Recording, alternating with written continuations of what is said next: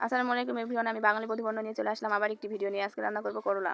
করলা দিয়ে ছোট আলু, দেশি ট্যাংরার মাছ দিয়ে পেঁয়াজ দিয়ে ভুনা। করলার ভুনা রান্না করার জন্য প্রথমে করলাটা পাতিলে দিয়ে নিলাম।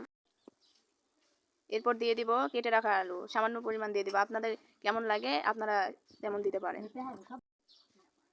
এরপর দিয়ে দিব কিছু পেঁয়াজ কুচি, পরিমাণ মতো ঝাল দিয়ে দিব,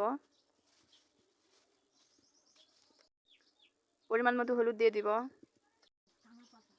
পরিমাণ মতো লবণ দিয়ে দিব এবং পরিমাণ মতো তেল দিয়ে নিব। এরপর ভালোভাবে মেখে নিব। এই যে গাইস, আমাদের মাখা শেষ। এখন পরিমাণ মতো পানি দিয়ে নিব। এখন বেছে রাখা দেশি ট্যাংরা মাছগুলান পরিমাণ মতো দিয়ে নিব। আপনাদের কেমন লাগবে আপনারা তেমন দিতে পারেন। এরপর ঢেকে দিয়ে চুলায় উঠাই দিব। ঢাকনাটা সরিয়ে নিলে এই যে আমাদের রান্না শেষ।